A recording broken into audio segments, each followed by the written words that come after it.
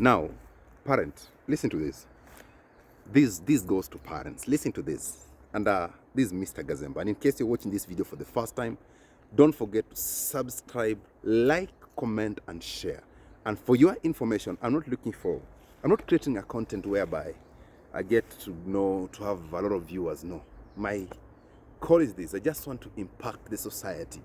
And since I was impacted to be the way I am today, I'm looking at this scenario whereby we also impact those people who are coming after us. So, parents, think of this. How do you feel the moment you're called in school? How do you feel the moment you're having discussion with your other people, be it at entertainment joints, at the market, shopping malls, wherever place? And then you're like, you know what? I love the way your son behaves. I love the way your daughter is responsible. I love the way you do your things. How do you manage to put your family together? How did you manage to make your child revise for his or her own exams without you pushing him, without you insisting on that? This is what I want us to discuss today. Can we think of raising what we call a self-driven student? This is a child whereby he does things without being pushed by anybody. This is a child who does things for his own. That's why I keep on telling you, parents, can we feed the inner person in the child rather than the outside person in the child? We are so much concerned how a child dresses. We are so much concerned how the child is plaiting his hair or shaving his hairstyle. We are so much concerned on what the child is relating with other people, but we are not concerned about the inner person in this child. And this is what I want to discuss today. And the only way we can feed the inner person in a child is rooting this child in religion. Academics can pamper you upstairs. Academics can pamper you how you talk. Academic can pamper you and put in a particular angle on how you are going to relate with other people. But now, what you're going to say, this is what is going to come from inside you. This one exactly comes from how this child is rooted in a religion. So can we do this? I get confused of this one. The moment you are a servant of God, let me go specifically, you're a pastor. You go to church, you leave your sons and daughters at home. You are a leader in church. You come to church preaching, praising us, encouraging us, telling us how we're supposed to live together, but you're left your sons and daughters at home. Do you know what you're doing now? Let me talk to mind of God. You know what you're doing now? It means now your children, you are training our children, or you are training us to be more organized. You are training our children to be more self-driven than you are that you left at home. And I want to tell you this, do your research. If there are children who have never succeeded, these are children of prominent people. Talk of doctors, talk of engineers, talk of teachers, talk of pastors. I want to repeat again, talk of pastors. You pastor us so much, you forget to pastor your children at home. You talk to us so much, you forget you have left your children at home. And this is what I want to insist on men of God, on those of us who are believers. Can we find time in whatever meeting we're having, our children should also be part of that meeting. In whatever discussion we're having, can our children also be part of that discussion? So that we don't end up raising other people's children and leave behind ours. Me, I rather go with my children in church. They play in that church. They walk around in that church. What I'm knowing very well, I'm planting a seed in these children. The time they grow up, they'll know very well. You know what? My father used to take us in church. I have a 5-year-old son. And the day my 5-year-old son told me this, Daddy, you know what? Nowadays, I don't see you preaching in church. Nowadays, I don't see you in front of church. Nowadays, I don't see you ministering to people. I understand.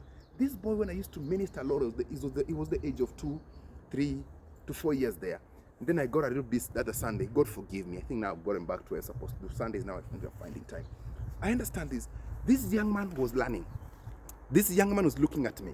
This young man was learning, though he cannot do what I'm doing, but at least he was grasping and seeing very well, this is how a man should be brought up. This is the way to go. And every day remind your children like this. Everything you have is not that it is you who have it. It is God who has given you. I keep on telling my sons, pray for me, I get more money. When I have a lot of money, you know what? You are also going to be successful. When I have a lot of money, you know what? You are the one going to enjoy this money. So listen to me. I am not the provider, but God is the provider. You know, this one say, Daddy, why did you buy this car? You know what? I'm a hardworking man.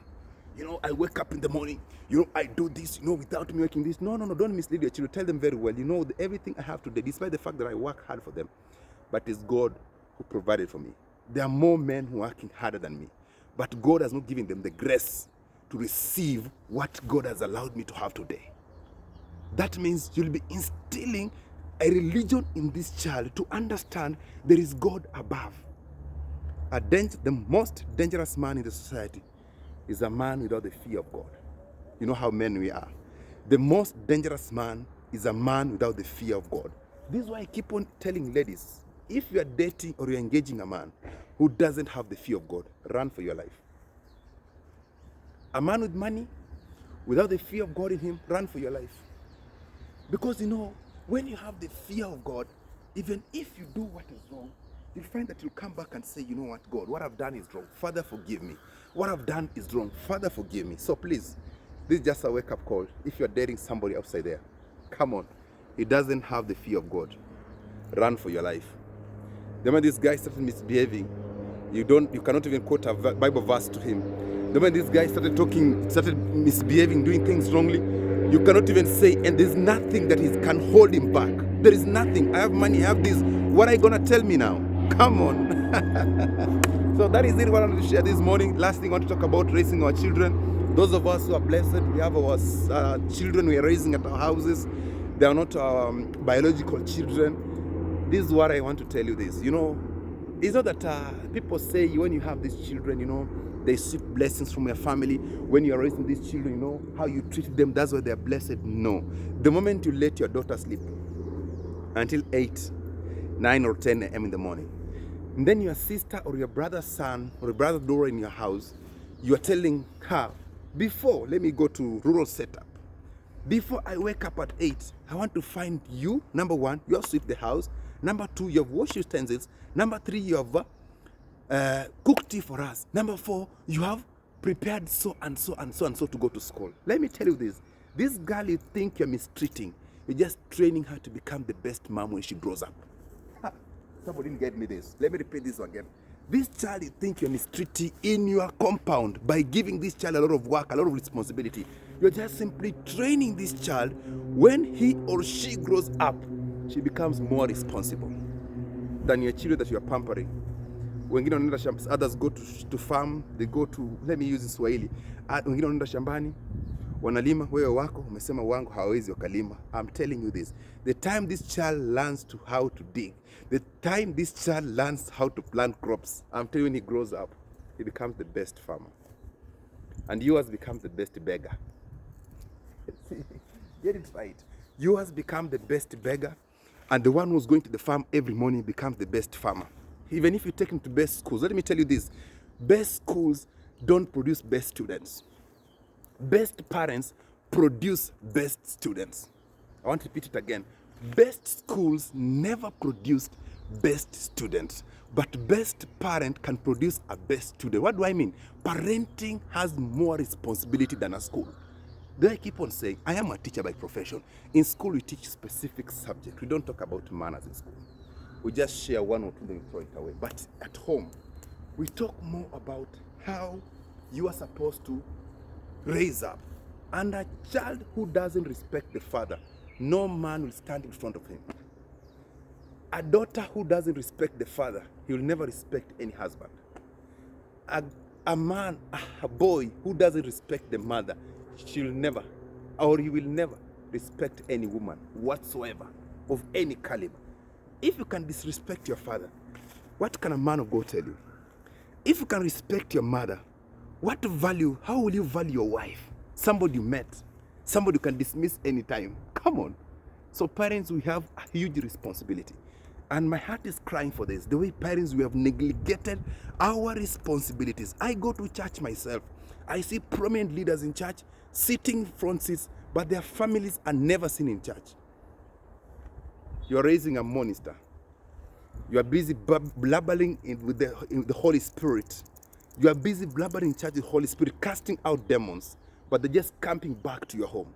When you're coming to church, come with your children. People say they don't know what the pastor is saying, but they are seeing who the pastor is. People say they have nothing to do in church, but I want to tell you this, whatever they are doing is what they're supposed to do in church. You leave them at home with gadget watching TV. Then when you start disturbing at a particular age, man of God, pray for my daughter. Man of God, pray for my son. Some things prayer will never do to you. Man up. Pray when you're coming to church. Walk with your family. I and my family, we will serve the Lord. I rather bring them in church. They play football in church. They dance in church. They walk in church. As they grow up, these people know very well. Church is the source of strength for our family. We have to save this generation. I'm very passionate about this. We have to save this generation. We have to stand firm and speak for our generation. We have to stand firm and instill religion in our families. We have to stand firm. And even nowadays, you have gone to an extra mile wherever you find that you are coming to church, a husband, you have left your wife sleeping. Now, amechoka. Unajua, he's just tired. He came from work. My friend, you are raising a demon at home. If you're a husband, you're going to church, you have the authority to command. Your wife has to follow you. If you're a wife, you are coming to church, you left your man at home. Of course, you have no authority to command him, but you can pray for him. At the end of the day, keep on telling him, even if it means every day. Baba Nani, please. I thought, ladies, there's a day you said, there's a day ladies keep on saying this, and you know, no man, hakuna mwanaume anaweza tushinda. All of us, we know how to do things so that men can follow us where we are. If you can convince your man to take you to supermarket, if you convince your man to go sit 2 hours in a salon waiting for you to paint your hair, if you can convince your man to board a matatu or to drive up to your rural home, stay there for 3 days and you come back again, what is difficult to convince your husband, my dear, my darling, my sweetheart, can we go to church today? What is the problem with that? If it is not ignorance. God bless you. I'm Mr. Gazemba. This is Mr. Gazemba, director of the Brave Tuition Center. I'm also a peer counselor. This is also servant of the Most High. God bless you. I keep on reminding you this. Successful people look like you. Never change and run away from what you're supposed to do. God created you with a purpose and you have a mission to fulfill. God bless you. And in case you're watching this for the first time, you like the content, don't forget to subscribe, like, and share. Have a good day.